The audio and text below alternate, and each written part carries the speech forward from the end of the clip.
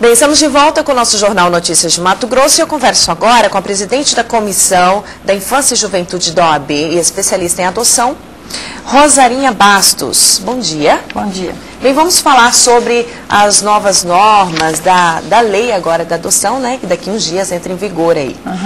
Então, é um prazer imensurável estar aqui novamente e quero parabenizar a casa, vez que estivemos aqui em 2001 falando justamente sobre a guarda compartilhada, né, que agora é a novidade do momento.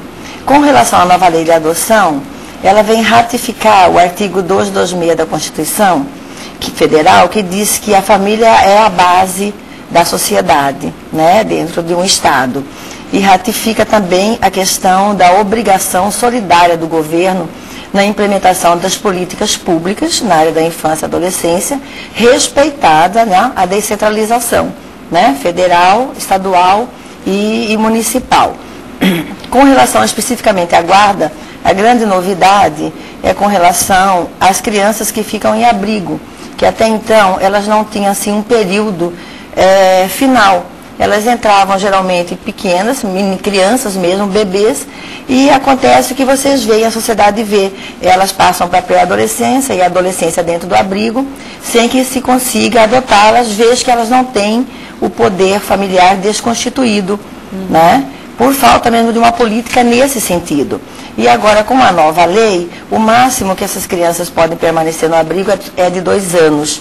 E a autoridade judiciária tem que tomar uma providência nesse sentido, através dos relatórios semestrais da equipe multidisciplinar, né? E aí a autoridade judiciária tem que ver o que é melhor para essa criança. Colocá-la novamente no seu seio familiar ou numa família substituta. Agora, permanece ainda também a preferência pelo vínculo familiar biológico, que é a chamada família de extensão, né? Então, antes de se procurar uma família substituta, vamos dizer assim, que não seja biológica, estranha, tem que se procurar esse vínculo, colocar essa criança ou esse adolescente dentro dessa família extensa, dos parentes mais próximos e tal.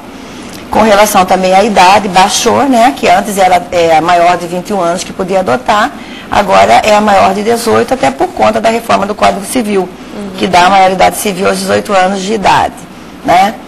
Outra novidade que vem também com essa lei é a questão dos casais que querem adotar, que mesmo que eles já estejam até em fase de separação judicial, ou já estejam separados, mas se essa convivência com essa criança ou esse adolescente para adoção começou na constância do casamento, mesmo estando separado, eles têm direito a essa adoção, que é a questão de priorizar a convivência familiar e comunitária para essa criança e para esse adolescente. Na verdade, assim, essa nova lei, ela fala assim, nova lei da adoção, mas se você for estudá-la mesmo profundamente, no seu bojo, ela traz embutida o quê?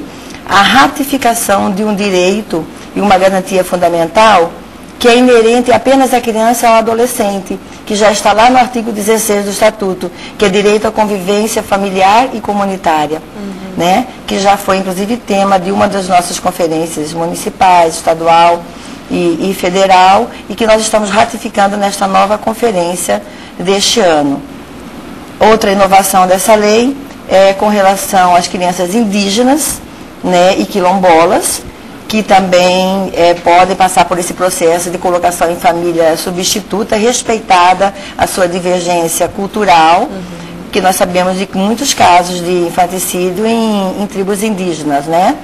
E a lei preconiza que, nesse sentido, há que se ter um antropólogo na equipe multidisciplinar, vez que a questão indígena requer todo um estudo da lei federal que protege os indígenas e como os quilombolas também da mesma forma. Deixe-me ver outra inovação. A questão, por exemplo, do caso dos homossexuais que querem adotar crianças. Aí na lei já diz que tem que ser o casal que estão em união estável, né, ou que são casados civilmente. Essa é a grande novidade da lei. Eles têm que viver em união estável ou ser casados civilmente. E até prova em contrário, ressalvadas pequenas exceções, os homossexuais ainda não têm a sua união reconhecida como união estável, né? Eu conheço reconhecimento de contratos para efeito de posterior direitos materiais, né? E a lei é bem clara, casados civilmente ou em união estável, né? A lei fala nesse sentido. E o que eu reputo também de muito grande avanço nessa nova lei é a chamada de atenção para a ratificação nas medidas específicas de proteção das quais o Estatuto fala e preconiza já há 18 anos, né?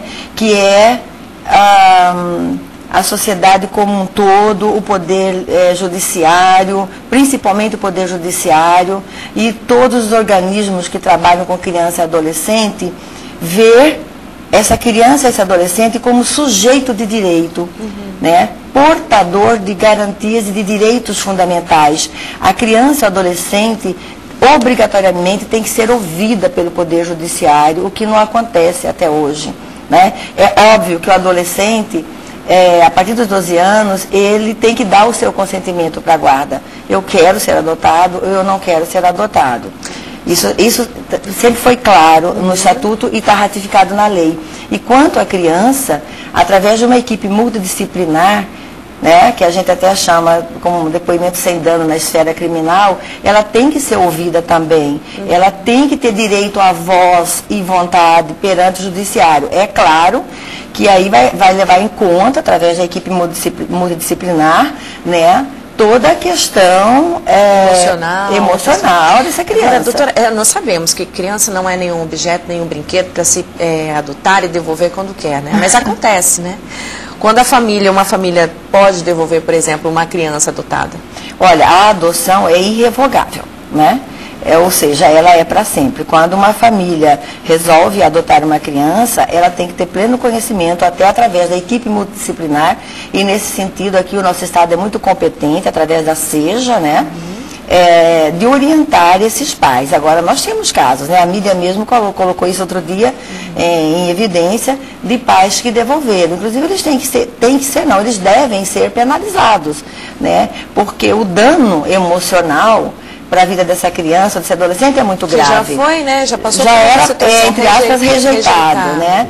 Tem uma família que o acolhe e de repente o devolve, então é complicado, né? Por isso que se existem regras, aí passa por uma série, né, de avaliações para que realmente não aconteça uma situação como essa. Na verdade, eu costumo dizer que o nosso país está bem servido de leis, né? Lógico que há falhas e quando há falhas elas são passíveis de serem retificadas. Nós precisamos colocar na prática as nossas leis, principalmente o Estatuto da Criança e do Adolescente. Ele não é perfeito, está entendendo? Mas se nós colocarmos algumas coisas em prática, que está no Estatuto, a vida de nossas crianças e adolescentes seriam muito melhores do que são agora, né? E eu gostaria de falar também de uma inovação dessa lei, com relação às famílias que acolhem crianças ou adolescentes que perderam seus pais, ou por morte, ou porque sumiram no mundo, né? Antes, essas famílias não tinham a preferência para adotar essas crianças, porque tinham que ir para a fila, para o cadastro de adoção, etc. e tal. Agora, comprovado o vínculo de afetividade, de amizade, essa criança, esse adolescente permanece com essa família. O que já deveria acontecer, né? É verdade. Presidente, infelizmente nosso tempo acabou, mas nós agradecemos a sua participação aqui com a gente. Tenha um bom dia. Bom dia para vocês. Obrigada. Nós que agradecemos.